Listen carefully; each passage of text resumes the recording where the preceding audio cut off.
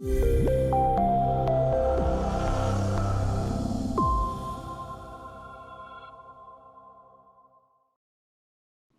and welcome to Healthy Seminars and the Integrated Fertility Symposium. My name is Lorne Brown. I'm the chair of the Integrated Fertility Symposium and clinical director of AcuBalance Wellness Center. And today I want to say thank you to the team at PowerMedics Lasers for sponsoring this lecture. I had the opportunity to sit down with Marie Jensen and talk about what she's doing in Copenhagen using laser and body work to optimize people trying to conceive, whether it's naturally or through ART, like using IUIs and IVF. Before we get into the lecture and the Q&A, I just want to do a little bit of housekeeping to let you know again that this lecture is sponsored by PowerMedics Laser, so thank you very much to the PowerMedics group. And on their website or on the sponsor page, there's lots of information here, which I'll talk about. The recording will be up there from the laser talk, and there's some handouts available to you as well that I'm going to share momentarily. First, just want to remind you, this is also a Healthy Seminars event, so we made this available to everybody, not just part of the Integrated Fertility Symposium, but we made it available to all of our friends, and so it's one of our community unity lectures as well. And so if you go to healthyseminars.com, you go to resources, this is where you can find what's happening in the Healthy Seminars world. As you can see, the laser for fertility talk, this is where we listed this talk. If you're watching this on social media and it's past the live stream date, you can come to the resource page and this link will take you to where you can watch the recording. For those that are part of the IFS, I do want to remind you that we have 2 more pop-up lectures for the month of June. We have one on how to help patients understand and prepare for the COVID vaccine from an Eastern and Western perspective, and how to answer questions, whether they're trying to conceive, whether they're already pregnant or breastfeeding. So this is going to be an informative lecture available to those that are part of the Integrated Fertility Symposium. If you're not part of the IFS, you can still register until July 4th, 2021. And you have access to the IFS until August 31st, 2021. And also, we just added this lecture for June 30th, Success Inside the Integrative IVF Clinic 10 years later. This is a really special lecture. Dr. Tracy Malone is a naturopathic physician, and her team is actually inside an IVF clinic. So they are part of the IVF clinic. And they have been looking at their data, and we're getting a sneak peek at their data. So it's not published yet, but they're allowed to share this part of the data of their research. And in a nutshell, she's showing how preconception care, diet, lifestyle, acupuncture supplements, the things that they do, they showed an increase in women going through IUI and through IVF. And so this is one of the first studies where they're looking at people that do the preconception. All the research is always on transfer day acupuncture, for example, right? What's happening on transfer day. And this is about how can we improve egg and sperm quality before that transfer day, whether they're trying to conceive with IUI or through an IVF setting. And so this is not to be missed. Again, this is also exclusive to the IFS group. And so if you go to the Healthy Seminars and you click on resources, you can see what's coming up. We'll have more in July and August because the IFS is going to August. If you scroll down below, there's a little bit more on each of these lectures that I just briefly mentioned. Okay, so I want to let you know that that's available to you. Now, if you want to come back and watch this lecture again, you want to know more about PowerMedics lasers, there's a couple ways to do this. From the healthyseminars.com website, if you click on the link IFS 2021, it will take you to the, where is this page here? Here it is. Okay, it'll take you to the IFS website. And then just click on sponsors. And when you click on sponsors, you'll see an intro from Maya from the PowerMedics laser team, and some information about the lasers. And then here's something that's really special. Below this lecture, you can download some of the research that they have or literature that they have published around laser for fertility. You can also go right to their website. So if you go to the PowerMedics website, you can see they have information here, using it as laser acupuncture and other areas of professions. They have a whole section on laser fertility. This part's important. This is how I'm going to get us into our lecture today. this is how I learned about the PowerMedics laser group. I saw this paper that they shared where they basically talked to clinicians using their laser system. And they had 8 clinics report their success rates. And you can see some pretty impressive success rates for using the laser for fertility. Now, when something's under 10, that to me is a low-powered number here for clinical observation. But when you start to look at some of these larger numbers and look at Clinic 8, at that time, 171 women were treated in their success rate. And that clinician is Marie Jensen. And so I got introduced to Marie through Maya at the PowerMedics Laser Group. We got to geek out, and we've done many times over email for a couple of years about the laser for fertility. Her background is a physical therapist and laser therapist. She's also trained in other forms of body work here. Some of them I can't even pronounce here. Mojizova method, Aviva method, the Mercier therapy, scar tissue treatment, psoas release courses. She's the master of using abdominal work to free up structures, move lymph, increase blood flow, and she's always combining it with her laser therapy group. So we had many opportunities to talk, and she wrote a book. And back in the day, it was not in English, but she translated it into English called Fertility and Physical Therapy, A Guide to Therapy and Self-Treatment. And this book is an excellent book. I had the privilege and the honor to write the preface to this book as well. And this gives an incredible explanation of using laser for fertility. And so, and then she shares all the stretches and a lot of body work that you can do to help with fertility. So an excellent book. And I'll let you know that this is also available through Marie Jensen's website, as well as through the PowerMedics laser website. Now, I mentioned that you can go to the PowerMedics laser and read this paper. And then they published a paper on this as well in more detail. And this is all available through PowerMedics. So if you're interested in this literature, because patients really like to hear about how this can help, then do contact PowerMedics lasers, because this is something that you want to blog about or share with your patients. I think it will be very beneficial. Now, I want to remind you for this lecture that it is still educational. It's for educational purposes only. This is not intended to be medical advice, so therefore it should not be perceived as medical advice. If you have a health condition, please seek out a qualified healthcare provider, because again, this is for educational purposes only. I just want to go back to, again, you can check out more about PowerMedics Laser at powermedicslaser.com. Marie Jensen's book is available there, and that article and the paper they published is also available through powermedicslaser.com, as well as information on their lasers. And then to remind you that if you go to the IFS website under sponsors, you can see the literature here that we've shared. They have a special going on until we've just updated this. Let me see if I have to update my browser. We literally just updated this because we extended the IFS. And so their special, there you go, goes to August 31st, 2021. So I want to let you know about that. And the Q&A will be placed on this page as well once we're through the Q&A. And then I'm already talking to the group at PowerMedics Laser of another laser for fertility talk for you guys that we're going to do in August. So stay tuned for that as well. But again, that's on the IFS website. Go to sponsors and you can learn more about the lectures that they have available. And registration is still available. If you're not part of the IFS, you can still join. And we're going to close registration now July 4th. And you have access until August 31st to complete up to 36 hours of CEUs. And we have many pop-up lectures. We have about 12 to 15 public educational videos as well that you can share with the public to educate and inspire them to seek you out for integrated fertility care. All right, let's bring up this video.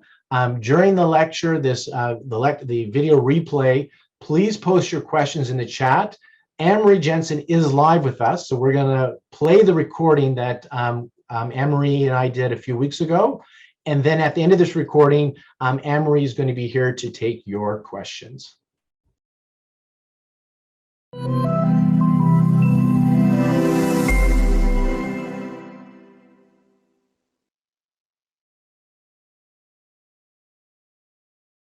Hello, and I want to welcome you to this interview. My name is Lorne Brown.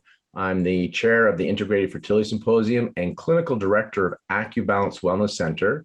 And today I get to interview Marie Jensen. She's a physical therapist practicing in the Denmark area, large area to say that. And she's also the author of Fertility and Physical Therapy, A Guide to Therapy and Self-Treatment.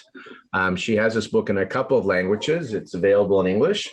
I had the good fortune to be able to read it and write a preface to the English version. And this book can be purchased through her website, as well as if you're in Canada and the United States, you can also contact PowerMedics because they also have copies of this book available. Anne-Marie, can you tell us a little bit about your background and how you got into the laser for fertility, please? Well, as you said, I'm a physiotherapist, and I've been working with laser therapy since I started working as a physiotherapist. And I can't remember the year, but I bought a Giga laser from PowerMedics, and I'd only had it for a few months, I think. Then this woman from Sweden contacted me. She would like me to give her fertility enhancing treatments, and I had never heard of that before. So I said, "Sorry, I'm a physiotherapist. I don't work with fertility." But she was very insisting and said, "I've heard they have so good results with the Giga laser and infertility in Norway, and I really, really need to try." She'd been trying for, I think, 5 years with absolutely no success. So she persuaded me. I allowed her to come to the clinic for 6 treatments. And 2 weeks after, she called me and said, "Thank you, I'm pregnant." And then there was a little problems with she had a pregnancy in the tubes. So she had that removed, and then we tried for 6 treatments again, and she got pregnant again. That's where it started for you. That's where it started. And then there was an international laser discussion site at that time. I don't know if it exists anymore. So one evening I posted a question saying, "This happened to me. This is my case. Does anybody else work with laser and fertility?" And the next morning when I got up, I had so many mails from all over the world, people saying, "Yeah, we did that for years. It's worked so well." And then I got more and more into this subject. And this is the biggest part of my patients are now fertility patients. And where we got to know each other was through the PowerMedics paper, where they published their clinic audits, and they had, I think, either 8 or 10 clinics where practitioners like yourself, were self-reporting, and we got introduced because you had the most cases and really good success rates. So I kind of I would like to know a few things, because we'll probably have both professional and the public watching this, and people are curious about photobiomodulation, also known as low-level laser therapy for fertility. What are you seeing in your clinic now? Like, are you mainly seeing women trying to conceive naturally, or are you also supporting women going through in vitro fertilization and using your laser and your approach? Well, I think actually, unfortunately, I think most of them are going through in vitro fertilization, and when they start seeing me, they have had a lot of unsuccessful IVF treatments already. I would like to see them before. I think they should start coming to me, but in Denmark, it's normal to see the medical doctors first, and that's the path they choose first.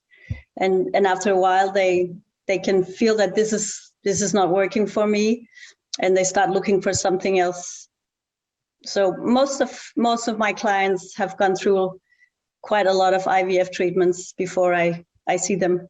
I do have some starting treatments with me trying to become natural pregnant, but maybe it's less than a third. Okay. And then of the 2/3, we'll talk about that 1/3 as well, but of the 2/3 that have had unsuccessful IVF cycles and they see you, what are you seeing in your clinical practice, and what are the IVF clinics? Are they noticing that the women you're treating, and I know you treat men as well with laser, are you seeing they're unsuccessful, and then they do a series of laser treatments and seeing some success?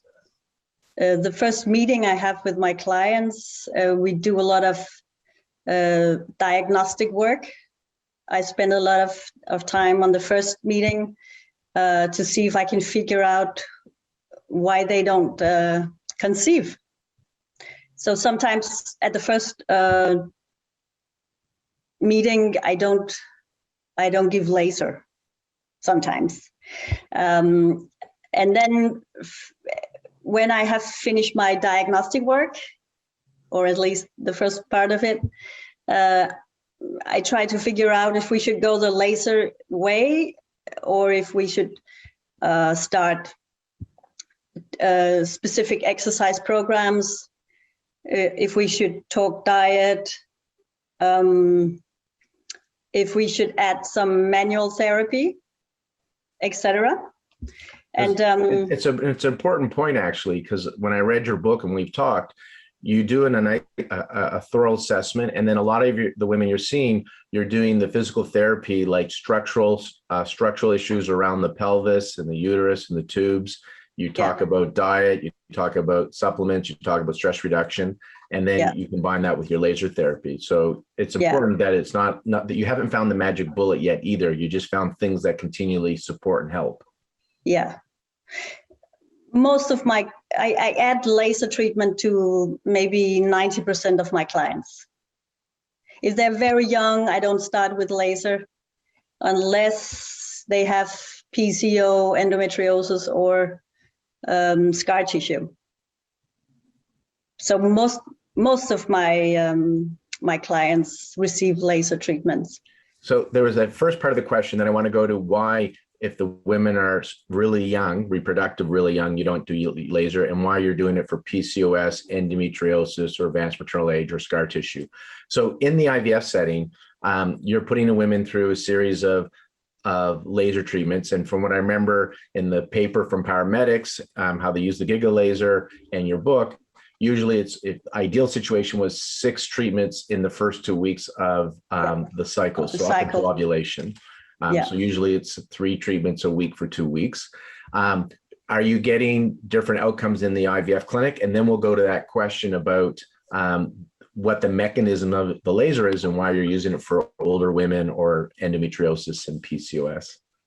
Well, a lot of my clients, especially if they have age-related infertility, 2 weeks of laser treatment is not enough. So sometimes it takes quite a while. When you work with physiotherapy, I need to work with the clients for maybe 3 months or 6 months to get the results we're hoping. So it's not that I just add laser for a couple of weeks and then you see this miracle happen and the fertility doctors call me and say, wow, what are you doing? It's not, it's... There's a process. It's 3 to 6 months. In Vancouver, it's the same thing. You know, we're seeing them for 3 to 6 cycles. And I'll let you know, I don't know if you aware of this, I interviewed a group out of Japan where they're using laser therapy as well with acupuncture in an IVF setting. And they showed that the data they've collected over 10 years, that they were doubling the blastocyst rate. So women who did IVF and then they did a series of laser after unsuccessful IVFs and a series of laser, they were doubling how many day 5 blastocyst embryos they got. And when I asked them, they said on average, it's 3 to 6 months. If we haven't helped them after 6 months, they find that they still may, but the chances are it's so much complicated and there's something else going on that after 6 months of that regular laser treatment, if it hasn't done it by then, it may not do it. But 3 months on average, but it realistically expect 3 to 6 months. Yeah. Is that your experience? I saw that interview and I enjoyed it very much. And this is very much the same pattern I see with my clients. In Denmark, the fertility doctors work a lot with low stimulation at the moment.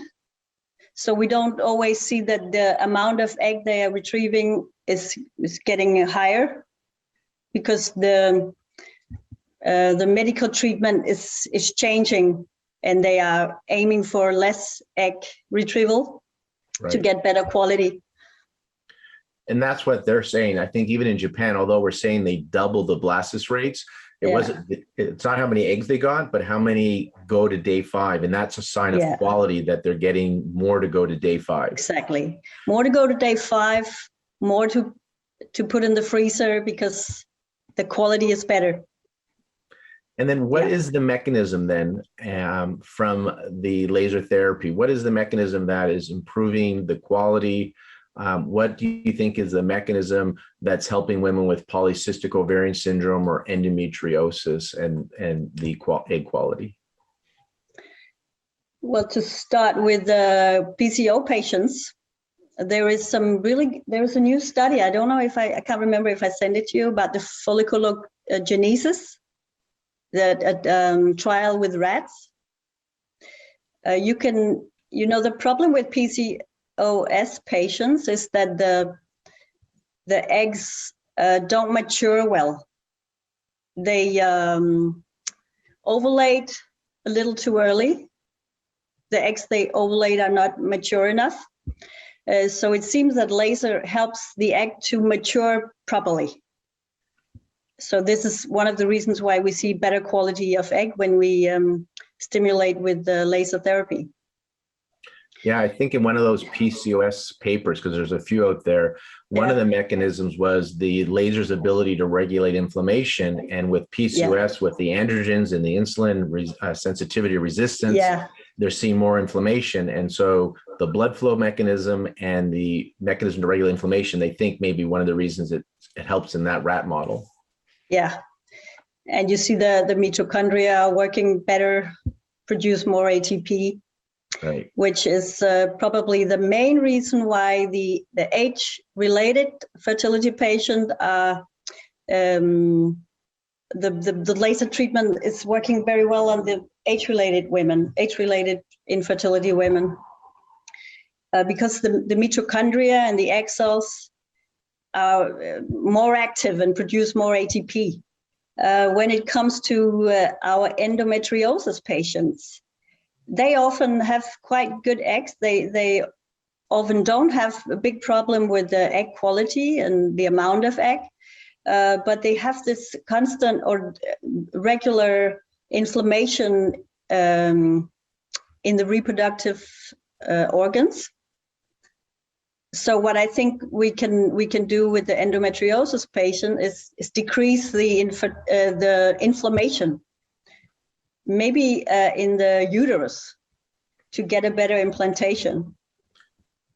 Do you, it makes me think, I had an opportunity to have many discussions with Roberta Chow. She's well known for publishing in the Lancet about using laser therapy for neck pain, but she also uses it in her practice and sees women with endometriosis, and told me many of her anecdotal stories where help women reduce their pain and had infertility and gone on to have children naturally. Yeah. In her practice, what she shared with me was not only doing it into the pelvic bowl, so over the abdomen, which we like to use with the Giga laser, right, in your practice over the abdomen, but she also says it's really important to do it over the sacrum and get it into that area. So I was wondering, in the paper that PowerMedics published, and I'll let people know that you can get that paper from PowerMedics. It's on their website. It's on the Integrated Fertility Symposium website as well. Really cool paper to see the protocol and what they do. You guys were just doing over the abdomen. I think it's program 6, which is about a 23-minute treatment where the laser sits over the abdomen. It's important also, it doesn't go on the skin. It's just a little bit above. For those that are acupuncturists, this is what's really attractive by that Giga laser, is you can still put needles if you do acupuncture on the abdomen, and the laser sits above it. Are you using it just over the abdomen, or do you also do it over the lower back and the sacrum area in your practice? I was just curious how you're using the Giga laser for fertility and endometriosis and PCOS. For these women, they mostly use it on the front to treat themselves on the front. But when I work a lot with the back, with the SI joint, with the lower back muscles, if they have tension, if they have inflammation, or even in the neck, as you probably read the articles from Dr. Oshiro. He did a lot of the carotid, a lot of the neck work. Yeah, I do that too. You know, Maya from PowerMedics once asked me to look at the Giga laser because, like you, I have a focus in Vancouver with our fertility practice. And that she said, how would you use the Giga laser from what I know? And this is from interviewing the group from Japan, talking to Roberta Chow, talking to you, talking to Fred Kahn in Toronto, all these and more laser experts. And I sat with it, and obviously I would do what you guys are already doing because you've shown anecdotally, clinically, some good results with program 6 for 23 minutes over the abdomen. And I like the idea of, so 23 minutes on the abdomen, program 6, and then 10 minutes over the sacrum, program 4, just to get the blood flow to the uterus, so that uterine receptivity, and to help relieve any inflammation in the lower abdomen and just that whole area. And again, because so many of the people I've spoken to that do clinical work with endometriosis or fertility, they seem to like to do both sides, the abdomen and the sacrum area. So because you're really intimate with the Giga laser, how does that sound? Program 6, 23 minutes abdomen, program 4, 10 minutes sacrum area. Does that sound reasonable based on your experience? Because you've been using that laser since like 2012 or something, I think. That's very close to how we work here. If I see my clients here in the clinic, I always work on the back, never just on the front. Sometimes I work with the power laser, the smaller laser, right? To point it. Is that the 500? Because that's another. Is that the 500 to 1500 from PowerMedics? I work with 500. Okay. Because then I can point exactly on the SI joints, or exactly on the testicles, or I can even try to point exactly on the ovaries, or exactly on certain neck joints. I know. I like their probe. Again, looking at the PowerMedics equipment, the whole Oshiro technique, right? The stellate ganglia and the Oshiro. Yeah. I like their Pro 500 or Pro 1500 for the neck stuff. And then I like the Giga for the abdomen and the sacrum. Now you said testicles. And so let's talk about the men. So what are you, because in your book you talk about it. So where are you now? What are you doing for men for male fertility? What are you doing to support them using the laser therapy? Again, with men, the first session we have is a diagnostic session. We try to figure out if he should quit smoking or if he should start exercising a little bit more, change his diet. And then I give them some exercises, whatever. And then if they have back pain, lower back pain, I offer Giga laser treatment. And if they don't have any pain issues, we only work with the small power laser when we treat men. So what we do is 20 seconds on each testicle, no direct contact, keep the laser moving. And then we point at the prostate for 4 times 10 seconds. We move the laser a little bit, and here we use direct contact with a little pressure. So if I'm doing the joules in my head, if you're using the Pro 500, that would be 10 joules per testicle if you're doing it 20 seconds. And then when you place it on the skin to direct it at the prostate, you're doing it for 20 joules. Yeah. Okay. And then we do the testicles again. Oh, so the testicles get 2 doses Twice. of 10 joules, so 20 joules per treatment. Yeah. So they get the 20 joules, have a little break when we treat the prostate, and then the 20 joules on the testicles again. I like that. That's an interesting way that you're doing it. And so I'm assuming because you have the probe, they're draped and you just give them the probe and they go under the sheet and they're lasering themselves, or you're in Europe, you guys just go for it? Because in Canada, we probably give them the probe and let them do it under the sheet. You're European, so I have to ask, how do you guys do it in Europe? We also show them exactly how to do, and then they take the power laser and lock themselves up in the bathroom, in the toilet, and do it themselves. Yeah. Right. All right. And we do it at least 3 times. Usually 3 times. They get 3 treatments. Over what period of time, ideally? Within a week before they have to deliver. Okay, so before they have to give their sample or try to conceive, you give it at least 3 times within that week. And so at this stage, it's trying to improve that the mitochondrial function. So this is a motility, kind of like for the motility idea, I imagine. Yeah, exactly. Gotcha. Okay. There's one study saying that it might even improve you call it the DNA fragmentation. Yeah. I've seen that paper where they're showing one of the things they were looking at is to make, because they're thinking laser, but these are non-ionizing lasers, right? Non-heating lasers. I think they wanted to make sure the laser wasn't damaging the sperm, the DNA. So take it out of, because that would be an easy treatment for the guys as well. So back to some of the other gynecological issues which impact fertility.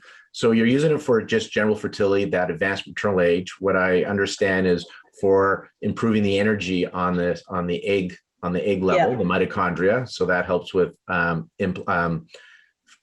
fertilization and embryo development and implantation. I use that kind of therapy to decrease stress levels in the body. But what I think is, I don't know how much time we have left, but I think it's very important that we have time to talk about scar tissue. Let's go right to scar tissue then. Yeah. Tell me what you're doing for scar tissue with your manual work and your laser therapy, because that is very important when it comes to fertility. That is, I have so many scar tissue patients, and the combination of manual therapy and the Giga laser is fantastic, because you can put your fingers under the Giga laser and you can work manual with the patient at the same time as you add the laser therapy.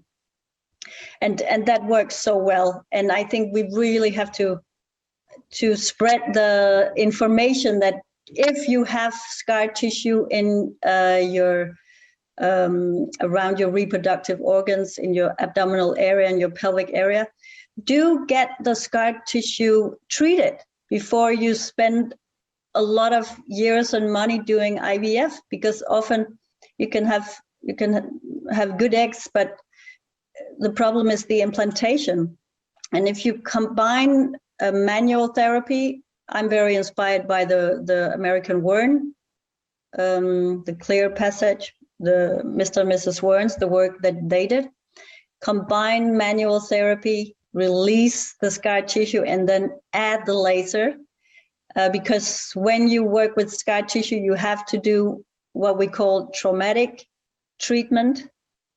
You have to destroy the scar tissue, and then you have to make sure that the new healing process is optimal. And that's where you need the laser. And I have such good results working with scar tissue patients. I'm glad you shared that, because it's something that it's common in many women from maybe history of chlamydia, surgeries for whatever reasons. And then I don't know if you've been doing this, but I often encourage the women I see that have had C-sections, as soon as they're able to come in early stage. So some of the patients we see, we know they've had a C-section, and as soon as we can get them in, we start to do the Giga. I like that Giga laser idea, right? Putting the laser over the abdomen. To me, that makes a lot of sense to reduce the scar tissue from forming. And then if they've had C-sections, another idea to get in there and help soften that scar tissue, which laser therapy has been shown to do in general to soften scar tissue and adhesions. There is a study showing that the scar tissue gets less thick, less wide, if you add the laser. And then in a perfect world where time and money is not an issue, Yeah. for scar tissue, what would be the expectation? How many treatments in a week? What stage of the cycle would you like to see them? And for how many weeks or months would you like to see them to know that you've given you've allowed opportunity to soften or break up that scar tissue? Well, the first time I see my patient, I always try to figure out, could there be some scar tissue here? So you have to not only look, but ask to the history, as you said, chlamydia, but any kind of infection could cause scar tissue. So you, and often they have had, do you say keyhole operations? Laparoscopic operations, which are the keyhole operations. Okay, that leaves very little visual scar tissue, but they can have a lot of scar tissue inside. So you have to ask through their history. And then the scar tissue is very different. You don't have two patients with the same scar tissue. You sometimes you see patient with a total frozen pelvic. The scar tissue had spread, everything is frozen and stiff. And sometimes you see a woman with just a little tiny C-section scar, and you can hardly feel it if you close your eyes. So it's very different how I treat these women, but I always start by teaching them how to work with their scar tissue themselves. That means that they don't have, as soon as they can do that themselves, they don't have to see me that often. You know, I told you that they can use the laser while I'm not here, so they can treat themselves, manual therapy, and then add the laser. And if I think it's optimal if they do it 2-3 times a week. When we get close to ovulation or close to egg, what do you call it, retrieval? Egg retrieval in an IVF, retrieval. Yes. They have to take a break, because when you work with the manual therapy, you actually might cause an inflammation. So don't do that right before egg retrieval or ovulation. Take a break. You can still add the laser, but be soft when you get close to ovulation. So, and then, you know, sometimes you can see a patient with a scar tissue that is 20 years old, but you can still have a magnificent effect. You can still treat them.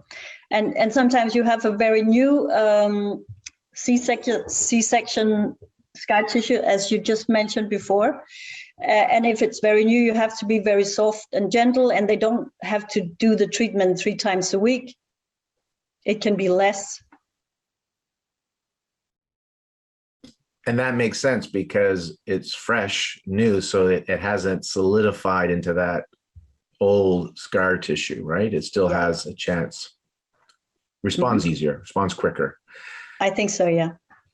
So in general, for the fertility, I just kind of want to hear again from you kind of the process of how you're treating, like how often, for how many months. And I do want to remind people that are part of the 2021 Integrated Fertility Symposium, do check out the PowerMedics sponsor page. They have put out a special deal offering. Actually, anybody can go to that page while the IFS is happening, or you can just contact PowerMedics directly. They have a special offer for you guys. And the paper that I kind of referenced at the beginning, that there's, I think, at least 8 clinics on there, Marie Jensen being one of them, that's available and they've updated it. I'll remind you that PowerMedics also has copies of Marie's book in English, if you're interested in that. Yeah. And so are you still doing the same thing then, what I saw in your book and in the paper? Ideally, if you could recommend women that they would see you basically 6 times from their menstrual bleed to just before ovulation. And then if they have another menstruation, meaning they're not pregnant, they would do another cycle, and they could expect to do that up to about 6 cycles leading into an IVF or trying to conceive naturally. Is that kind of what you're still doing at this time? Yeah. When it comes to laser treatment, I didn't change much since I wrote this English book. So this is basically what we do. Okay, so if it works, keep doing it. And Yeah. then what I heard today is in your practice, you do treat both front and back with women. If they have endometriosis or if they have pain in the back, they do that. And in our practice in Vancouver, we also like this idea of kind of like in the Japan interview, and it sounds like you're doing the same. I like the Oshiro idea. That's the Dr. Oshiro from Japan that kind of really got this fertility laser movement happening in the 90s, where he did laser around the carotid and the stellate ganglia. And then I love this idea of the Giga because it's such a large area, about 500 centimeters squared. You really cover the abdomen, the ovaries, even reading about the intestines, you know, the microbiome that they benefit from the laser. So when you use the Giga over the abdomen, then that should be benefiting the gut health, that microbiome. And I like the idea of the sacrum, just because it seems like so many people that like yourself, that I've interviewed, seem to think that's important for the blood flow to the uterus and still for general regulation of inflammation in the body is another key. So it sounds like that's what all the fertility experts, not all, sounds like many of the fertility experts I've talked to like to do the Oshiro technique, abdomen and sacrum with their laser. One thing that really inspired me when I did the ADMAT, the Maya abdominal courses, is that they work a lot with the position of the uterus, and especially for the women with the retroflex uterus, you have to work with the back. Right. You know, we have a Maya abdominal massage therapist. She's a nurse. And when you told me about breaking up scar tissue, just one of your treatments with the laser there, I was like, that may be, because we have her do it separately. She just does the Maya massage in the clinic. But I was like, with if you have like that Giga laser, that would be really great for her to kind of be working on the abdomen, the lasers above the belly. That's quite the treatment, isn't it? Yes, you should do that, definitely. It's a very gentle massage. It's very, I like it a lot. Understood. In the combination of that kind of massage or the German Fruchtbarkeitsmassage, these types of very stress decreasing massage therapies, they're very good for the fertility patients. And if you add the laser, you're going to do a great work. I want to thank the group at PowerMedics for introducing me to Marie Jensen, because of that, we've got to geek out over email the last couple of years. And I got to read her book when it first came out in English, as I said, and mentioned, write her preface. And now I get more opportunity to talk to you and see what you're doing with lasers. So it's been a great opportunity for me to connect with you, Marie. And I look forward to future conversations and collaborations with you as well. Take great care. You too. Thank you.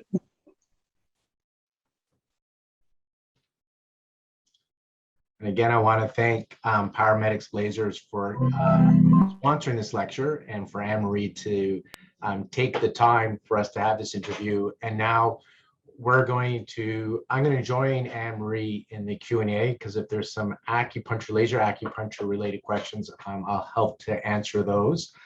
So let me just pull up some of our questions that we have. There are a few questions about, I have this product, what do you think of that product?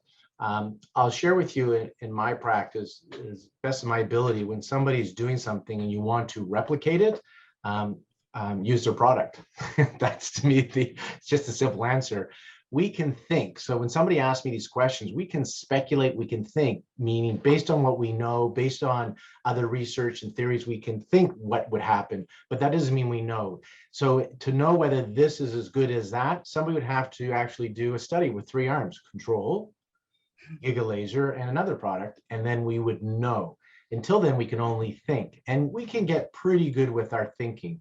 I will share that most of the laser systems, not most, so many of the laser systems on the market that are really affordable are toys, as in, I don't think you're going to get a therapeutic dose to make a big difference.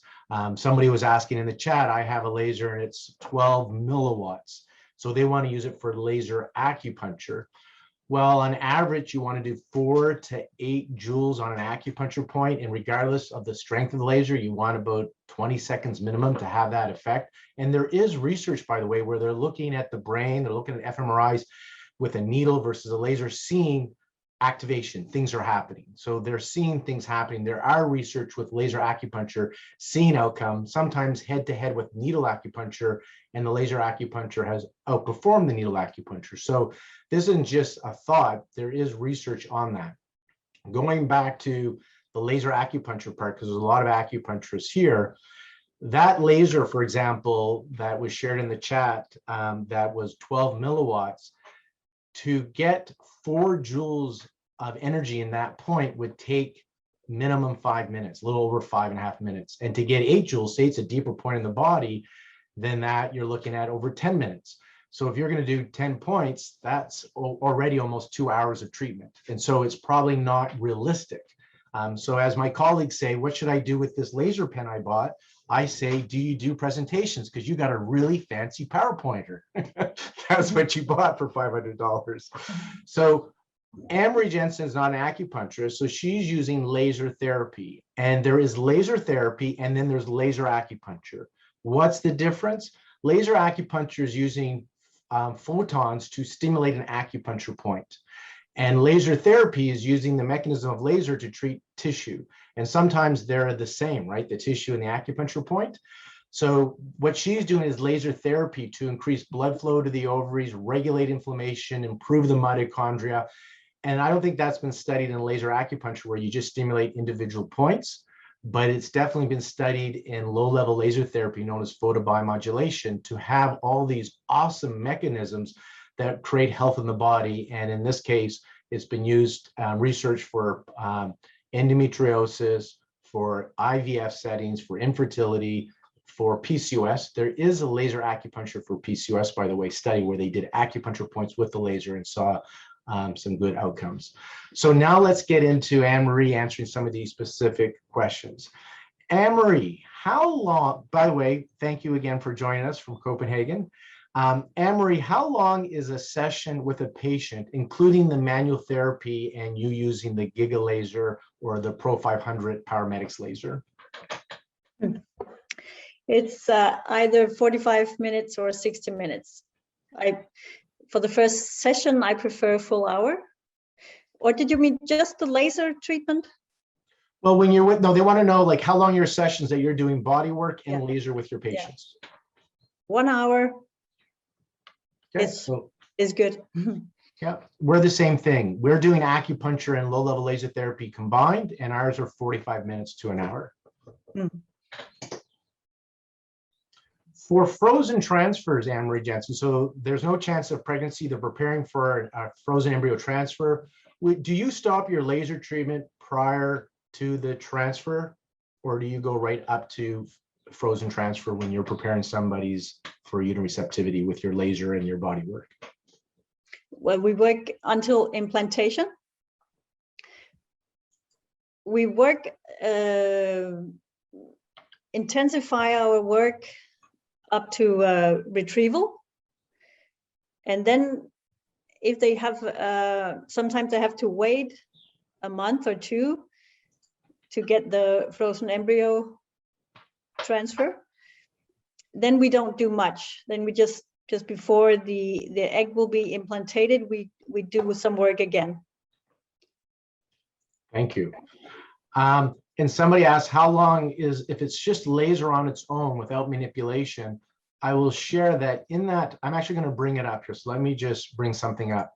The program that Anne-Marie was doing and that all the group in Denmark were doing with the Giga laser is called Program 6, and it runs for 23 minutes. So you basically, it's a large laser, and I'm going to see if I can bring it up. It's really nice from the acupuncture perspective as well as a body worker, because you can leave the room and you can put needles in the abdomen because the laser doesn't go onto the skin, it just goes above it. So let me just see if I can bring this up. I'm just going to show you because this will tie into what she does for men. So when you look at her products, this is the Giga laser on PowerMedics. So see how there's 3 panels here, and I think it's correct me, Maya. I think there's 36 laser diodes and 144 red LED diodes.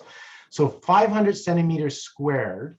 So that covers the lymph nodes, the fallopian tubes, the ovaries when you do it over the abdomen. It is a massive area that you're irradiating, which is really good for the systemic effect as well. So if you're just doing what the group did, it would be 23 minutes of laser time. That's all it is. And if you're doing what Anne-Marie and I were talking about, it seems like a lot of clinicians are also treating the sacral area or the nerve roots coming out of T9 to T12 because they innervate the ovaries, and S2 to S3 innervates the uterus. So when I reviewed their specs, if I was to create a program, I would like 23 minutes on the front, program 6, and I would like 10 minutes on the back, program 4. So you can either just do the 23-minute program, or 23 plus 10 would be 33 if it's just laser. And again, you can put the needles on the body and then the laser just hovers above it. Emery, do you ever do just laser treatments? I guess so, because some patients come in and just use your laser. You have it set up in that locked room where they come in and set the laser up, right? Yeah, we have a self-treatment system here. They can get a code for the door and lock themselves in. So if you go to their site, if you just kind of want to know about, when people ask about the cost and all that stuff, that would be, go to their site. Here's the Giga laser. This is the one where in their papers here, remember all these clinics? It's the Giga laser. You see here it is over somebody's abdomen, right? So it's the Giga laser. That's what they're using. Now going back here for the male stuff, products, you said you're using the Pro 500 for like acupuncture points. You see, guys, it can be used for an acupuncture point, and you're using that for also doing the carotid work, right? The Oshiro technique. Is that my understanding? Yeah. And you're using this one also for the men. So she would give this to the male. He would put it under the blanket, and he would laser his testes. I think it was you said 10 or 20 joules per 10 joules, right? So they would hold it for 20 seconds on each testicle, moving it around. Then you said, so we're just repeating what we had in the lecture in your interview. Then they did 20 joules over the prostate, so in the perineum towards the prostate. And at this laser at 500 milliwatts, just so you know, 10 joules would be 20 seconds over each testes. So there is 40 seconds. And then 20 joules in the perineum would be 40 seconds with this 500 milliwatt laser. And then you go back and you let the guy do the testes again. So they're doing 10 joules each testes, 20 joules perineum over the prostate, and then they do 10 joules again over the testes. I said when I looked at this, that if I were to do it, I like the Pro Laser 1500, which is very similar to the 500, except it has 3 diodes versus 1. So now you get to cover a larger area. Doing acupuncture points, well, now it's not as specific, you're covering a larger area, but you still get the point. But if you're wanting to do lymph area or the testes and the carotid and around the ovaries, I like this one because you got larger surface area, which I think when it comes to fertility, surface area is important for that systemic effect. So I just wanted to share that part there for you guys. So Giga laser and the Pro 500 is what Anne-Marie is using. Am I correct in that, Anne-Marie? Yeah. Okay. I do sometimes also use it for acupuncture points. That's why I like the Pro 500, because you can be very specific. Perfect. But as you said, you could also use the 1500. Yeah, thank you. I'm going to answer this one about, can you recommend any particular brand or model of safety goggles for patients to wear during treatments that are on or near their face? From what I know, the goggles need to be based on the wavelength of the laser. So don't just buy, there is not one goggles works for all lasers. So most laser systems come with goggles, and it should match their wavelengths. So if you have multiple lasers or you find a pair of goggles and it doesn't match the wavelength for the laser using, you're not going to get the protection. So there is no one fits all goggles that I'm aware of. There's a question, Marie, I'll jump in too, but let's hear your thoughts. There's a concern about, is there a concern about overheating the testicles? So, and maybe explain why you treat the way you do because of that concern. Yeah, this is why we use the very low doses to be sure that we don't heat up the testicles. I know we talked about it recently that you like to use the Giga laser as well for the testicles. No, I don't use. I probe like you do, so I don't overheat. Okay, yeah, exactly. Yeah. Yeah, don't overheat the testicles. So here we go back to, guys, theory versus no. The reason Anne-Marie and myself were like concerned about how much laser and how close over the testes is we know heat isn't good for the sperm, but we don't know if that much heat is going to damage the sperm, but we don't know. We'd actually have to do a study. Now, I will share that there are laser studies over the testes where they check to see if it's damaging the sperm, DNA fragmentation testing, because in the Western world, laser ionizing would damage the sperm. But this is non-ionizing laser, first of all, hence it's photobiomodulation, low-level laser therapy, and the research shows it does not damage the sperm. And so on a safety level, Anne-Marie shared, and I learned this from Anne-Marie's book with the using a probe for the testicles, because we were concerned about, having a lot of photons with a hot LED or a hot laser.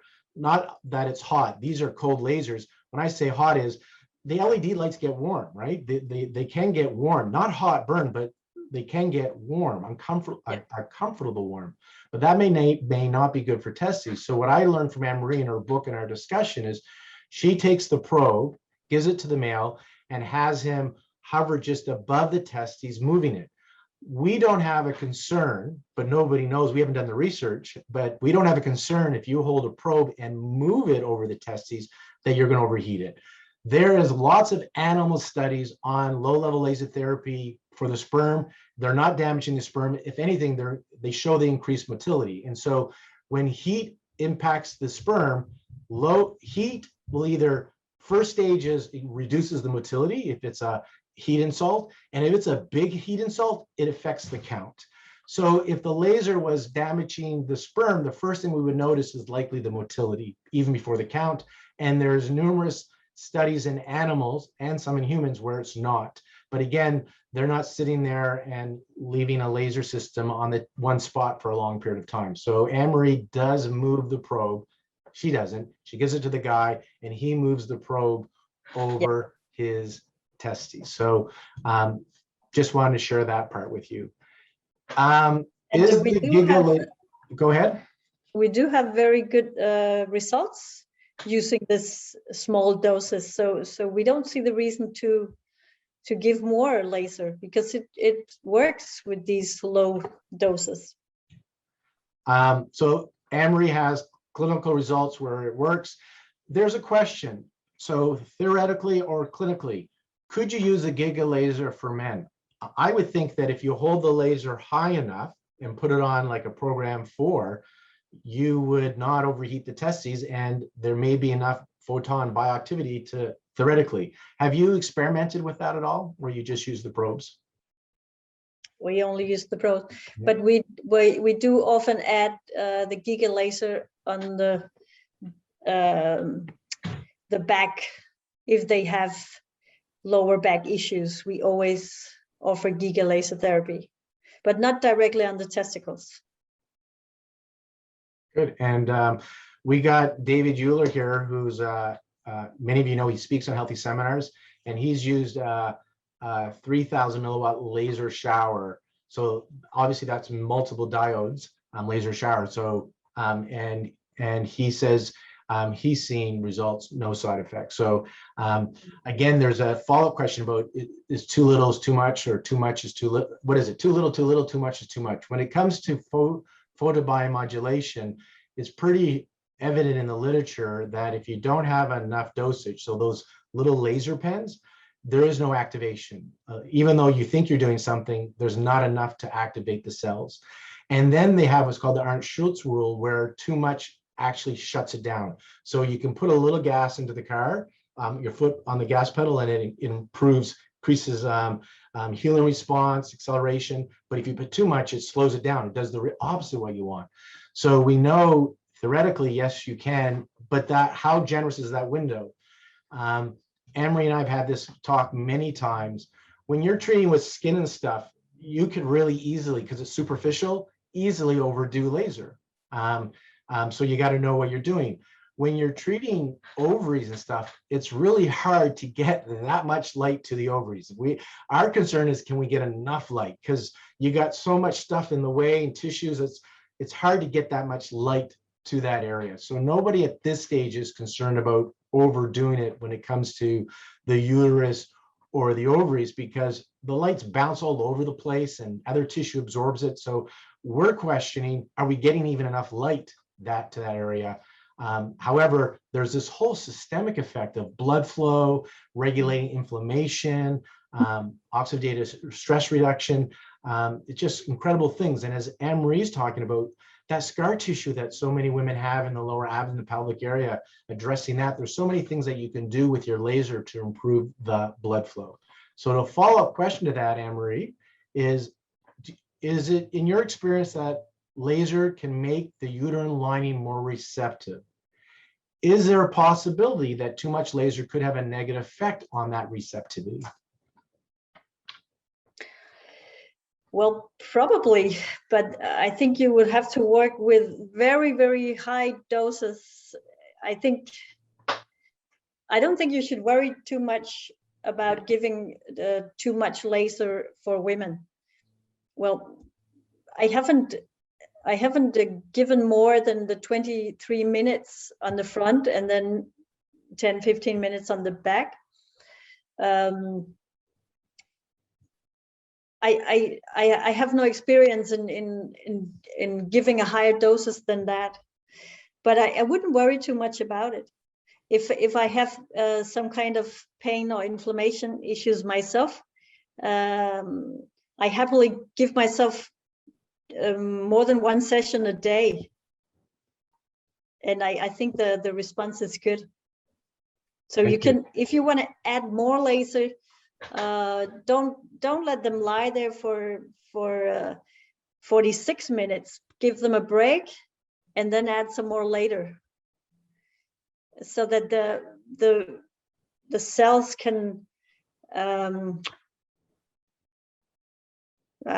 I don't know how to say that in English. Maybe there's a limit to how much you can increase the activity of the mitochondria. So give the 23 minutes and let them have a break, and then add some more later. Yeah, the cells need a recovery time. It's like drinking water from a glass versus a faucet. You need to actually swallow. And so that's why the lasers will have a frequency of flashing. And so there's an effect that lasts for days after the laser treatment. And so and this is why you want to study the laser versus just having the laser. You want to learn about laser therapy so you can use it well in your clinic. So they're pretty amazing tools. There is a question there. Let me know if you want to answer this one, is if one uses the Giga laser, what does the laser light actually do? What's the mechanism of putting the light into the body? Well, you want to increase the energy. You want to increase the level of ATP in the cells to make sure that the egg cells and the sperm cells have more energy. That makes it easier for the cells to do their job. You want to decrease inflammation. I think laser is very effective when it comes to decreasing inflammation. You want to increase blood flow. You can use it to break up scar tissue. It's like the cells are moving when you add laser. That's very good when you want to break up scar tissue. I have a theory. I think, did we talk about the vitamin D receptivity? Go for it. I don't remember if we talked about it. I know we talked about it, but I don't know if we talked about it in that interview. So repeat it. It's worth it. I haven't found any good studies on it, but I read something about it somewhere. I don't know. I can't remember where, but maybe what laser light does is to help the body. What do you say? Reabsorb vitamin D. Yeah, the absorption. Yeah.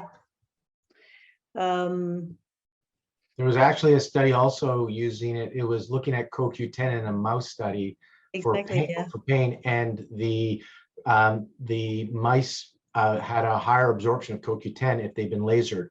So guys, think about it this way. If the laser is going to make your cells more efficient by improving the mitochondria, the batteries of the cells, the energy production. So if the cells become more efficient, then when you give it something like CoQ10, B vitamins, or vitamin D, it's better at absorbing and doing its job. Because as Anne-Marie shared, the laser has been shown to improve the battery of the cells, the mitochondria function. It improves blood flow, so vascularization. It regulates inflammation.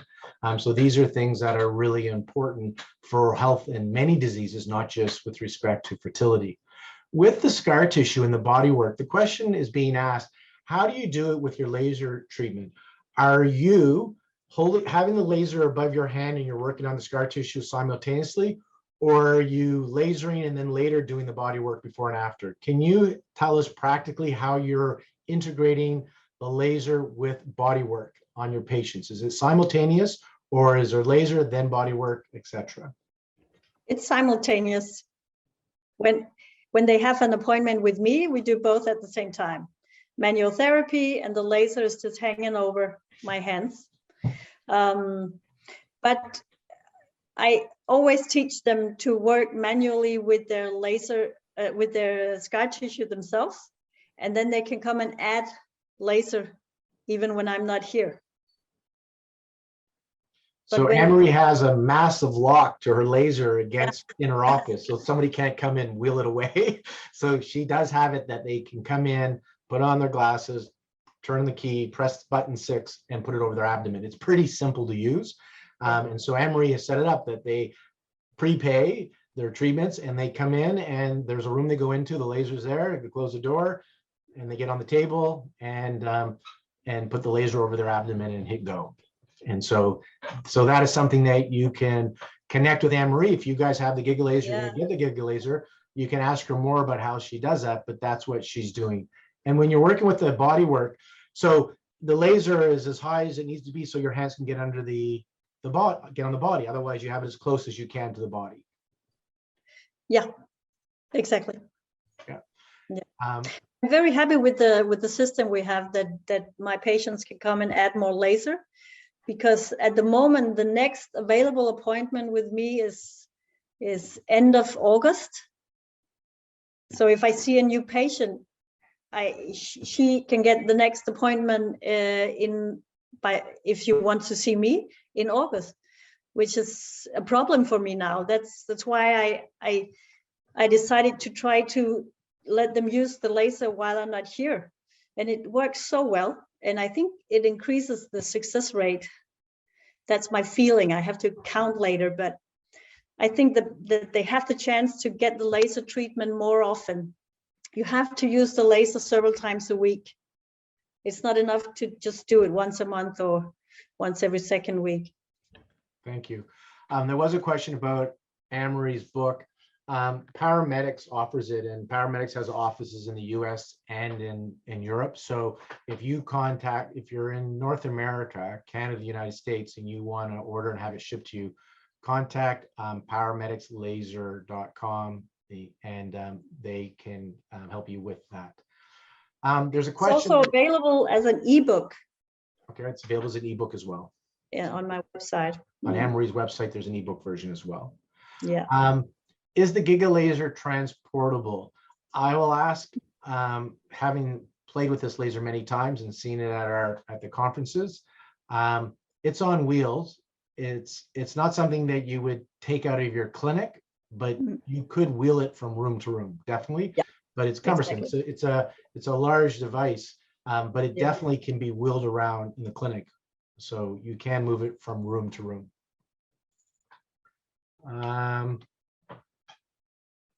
Do you like the idea of the Giga laser over the sacrum for the men? So over their sacrum, not over the testes. I like that idea. What do you think? Oh, yeah, Yeah, definitely. that's a great one. Get blood flow Yeah. there. The uterus question about the light, I just want to share, there was a laser study on uterine endometrial receptivity. Exactly. It was an in vitro study, as in petri dish. So they took uterine tissue and they gave different dosages to the tissue. Now we know in vivo, put it on the body will have a different impact than just directly on a cell in a petri dish. But they showed, based on different dosaging, there was an expression of enzymes and other chemicals that were beneficial for uterine receptivity. And they talked about, is it the time to start to bring in laser for endometrial receptivity? I'm not familiar with any study doing it over, like, leading up to the frozen embryo transfer, but I do want to let you know there is an in vitro study where they laser endometrial tissue and saw a positive response. There was one study done, a large study on laser acupuncture before and after embryo transfer that had a 15% increase in implantation rates. So that was done. Again, that's one treatment. Can you imagine if you did a series of treatments? It'd be a neat research study, right? What training comes with it? Contact Maya and the group at PowerMedics Laser. I will let you know two things from my experience of looking at this laser. It actually has a manual. So it says for tendonitis, use this, because if you buy this for fertility, you can use it for knee pain, back pain, facial rejuvenation. There's lots of things, and they have programs. They have 6 programs on the Giga, but they list all these conditions and they tell you how much time, how many treatments a week, for how long you should expect for results. So there is a manual that comes with it. And as I call this, I say this jokingly, respectfully, because I know in 2021, I don't know what you can say, but I'm going to say it as in it's idiot proof. I don't know if you're allowed to say that anymore. Idiot proof, as in the laser has 6 programs. And so that's what you get to choose. And so it's a little bit for the beginner and somebody who wants it simple, it's simple because you got 6 programs. And for the fertility, it's program 6 over the abdomen and program 4 over the sacrum, right? If you're really a laser geek, then you may want to start to modify and play, and you can't do that so much with the Giga, but you can do a lot with that Giga, and it has an incredible surface area, which when it comes to gynecological issues and large, like lower back issues, having that large surface area, the systemic effect is pretty exciting. Customer service, warranty, again, contact the group at PowerMedics. I talked to Maya because in August, as part of the IFS, I'm a CPA as well as an acupuncturist and a trained laser therapist. And so I know these lasers, the ones that are effective, like the Giga and the good ones, they have a price tag. And there's math behind it. I think that if you look at the price, you'll freak out and walk away. But if you look at the math and how this is a draw for patients and how much it will help them, it's actually not so intimidating. So Maya and I are talking about me doing a lecture where I just do the math for you and show you, oh, it's not so bad. There was a question about the Pro 500 on the lower GL. So this is sacrum. And just so you know, anatomically, it's really bladder 32 and 33 you want, S2, S3, I believe. Those are the ones that are going to have the reflexive response that will cause more blood flow to the reproductive system, both in men and women. And reading laser acupuncture, knowing Michael Weber, he likes 4 to 8 joules, 4 to 10 joules per acupuncture point. As part of this, I reviewed the Giga laser, the Pro 500, 1500, how I'd want to do it in a clinic.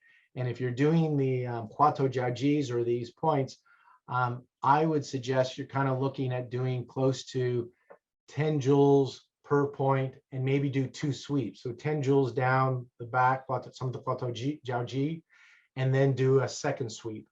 And I would probably, because if you're thinking from an acupuncture brain, if you're thinking the nerve roots, maybe not as necessary, but if you're thinking, I want to stimulate acupuncture points as well.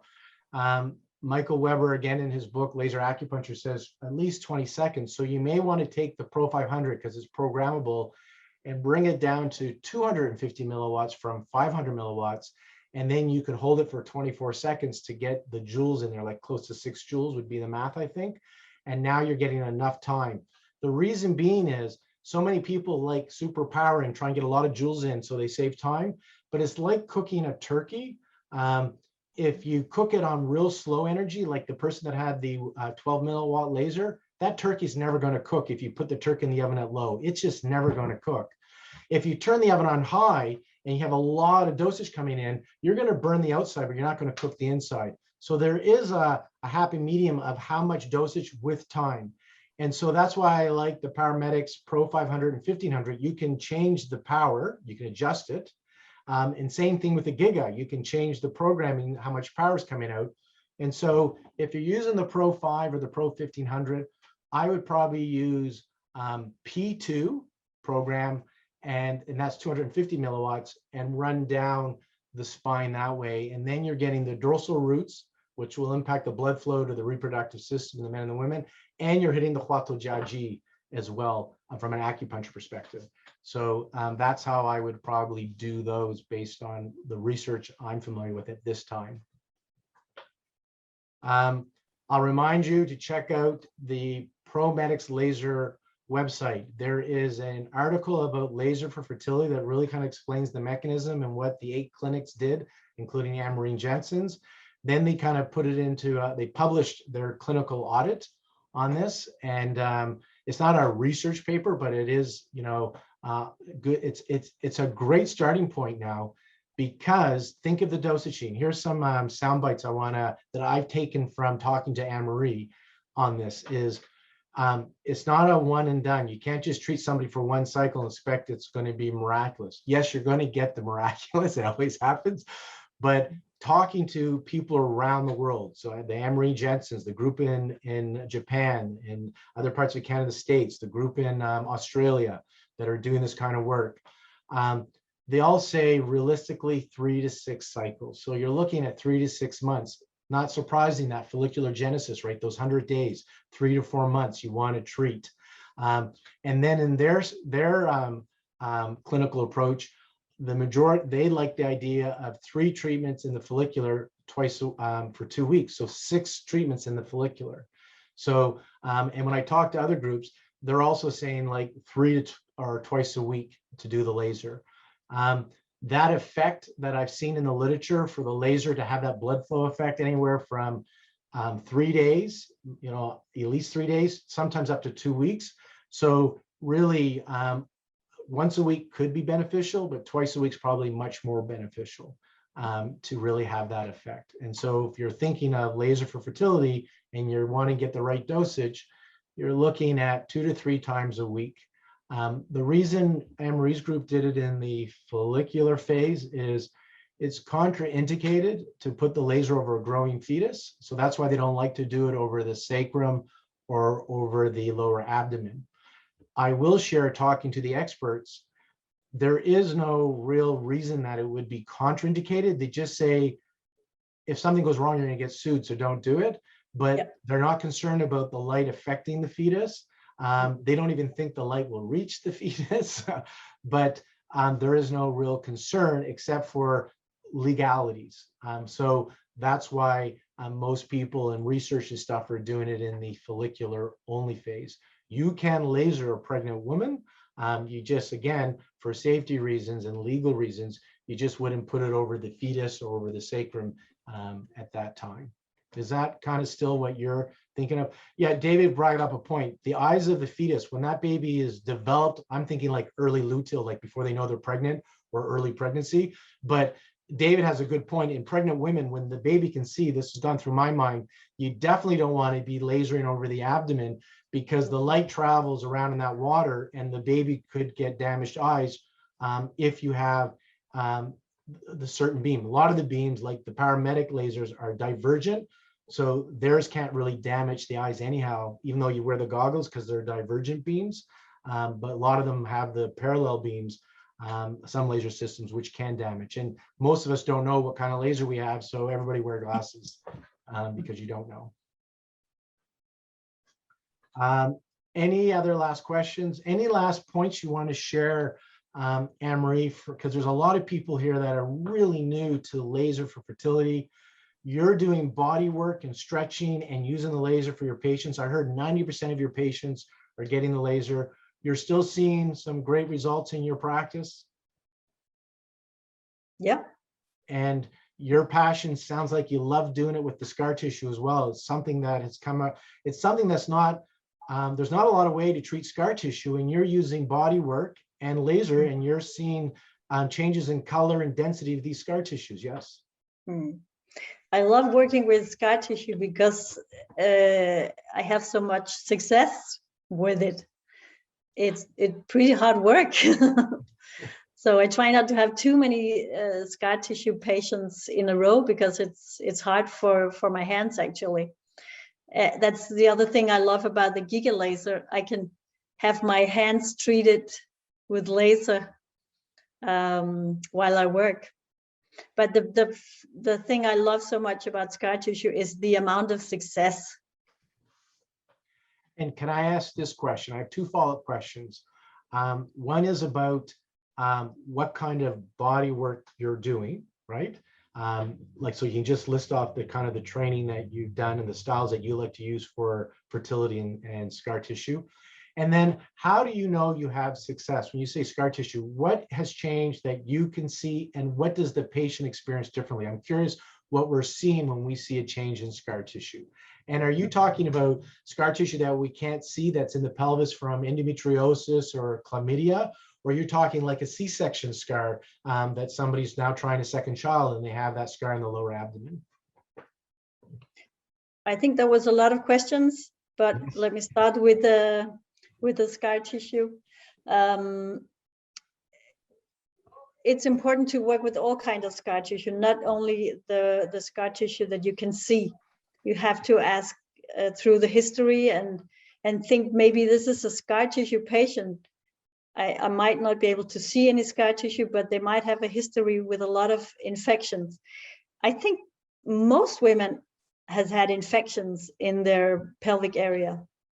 So you really have to ask to the story of the patient. If they have a lot of scar tissue, they often have either pain, restricted mobility, or dysfunction in their organs. So you have to ask about, how does your bladder work? How does your intestines work? Do you have lower back pain? Do you have restriction in your hip mobility? And then we start working with the scar tissue, and we keep asking or checking out if the mobility is getting better, if the pain decreases. And then, of course, we try to contact our patient to see if they get pregnant. It's getting harder for me to contact all the patients. I did it in the first years, and it was very clear that the scar tissue patient was the group of patients where I had the highest success rate. It's very great for physiotherapists to work with scar tissue. And then you ask another question about the methods that I use. Yeah, they're asking, because we call it body work. So they're asking, what's the specific body work that you're using, if there is a name to it? My favorite is the Moishishua method. It's a check method. You should look into that. It's mainly exercise therapy. Moishishua, she's dead now. She worked in the 70s, 80s, and died in the 90s. She combined manual therapy with home exercises. The patients had to do their exercise twice a day. And then in the clinic, she always used infrared light, not laser, but another infrared machine. That's very, very close to how I work. And there is a homepage called Moshish Method. You can read more about the work of Ludmila Moshishua. It's very interesting. It's very basic physical therapy. And then there is the German Fruchtbarkeitsmassage, which we talked about, very gentle massage to stimulate the lymph system and decrease the stress hormones. And I'm inspired by the Avigo therapy. I don't use it exactly the way I was taught, but it's like integrated in the way I work. I'm very inspired by Alice Domar. I like to do the courses where I gather these women in classes, where we do mind-body work. I combine my classes with the Moshishua method. We meet every Wednesday evening to train together and go through different subjects on reproductive health and do some stress reduction, different kinds of stress reduction. What else do I do? I've done courses in the Aviva method, which is a method from Israel. I hardly ever used that though, but it's been inspiring to take the courses. Maybe that's it. A very holistic approach, which I like about you, and you do a thorough investigation, and then you have your treatment. And as you mentioned, laser is a big adjunct to what you do. 90% of that is your patients. So as we wrap up, because we've gone for a while, I'll just remind you guys, there was questions about success rates, etc. I'll remind you that if you go to the PowerMedics website, they list the clinical stuff, and then they have those articles where they talk about Oshiro, who in the 90s started by accident helping women with infertility. And the long story short, you can go read that on the PowerMedics website, is he was treating a woman for back pain, age 55 in menopause, and her cycle returned. And he thought it was nothing to do with him, and it happened again. And then they did a study, and they took the worst cases. The translation to English was severe infertility, and they had about a 23% success pregnancy rate and about 68% live birth rate. And then they expanded the study again, still 23% success rate, 50% live birth rate. From a very challenging population. Average age was 39, many years of infertility, many ART procedures. So this is a beginning of introducing you to laser. Again, we thank PowerMedic Laser for introducing us to Marie Jensen and introducing us to the Giga laser and the Pro 500 and 1500. You can contact PowerMedics Laser to get a copy of Anne-Marie's book and to get information about lasers. They got lots of educational material there, as well as the articles on laser. And then for those that are looking for like names of this or what was that, the recording is up on their on the sponsor page, and we'll put the Q&A there. So, and at the end of the video, we have contact information for PowerMedics and Anne-Marie as well. So you can go to the IFS Symposium website, go to sponsors, go to PowerMedics Lasers, and you can find some information here and get some of those questions asked. I do remind you, if you're part of the IFS, we have 2 more exclusive pop-up lectures happening on the 23rd and 30th, and then we'll have more in July and August. If you're not part of the IFS, then please register by July 4th if you want to get involved in all the fun things that we have happening. Anne-Marie, thank you very much for taking the time for the Q&A. Maya from PowerMedics Lasers, thank you very much as well for organizing this and for getting all the information from the people that have been using your laser to see these results that they're getting, to inspire us to investigate more as well. Much appreciated. And thank you guys for tuning in.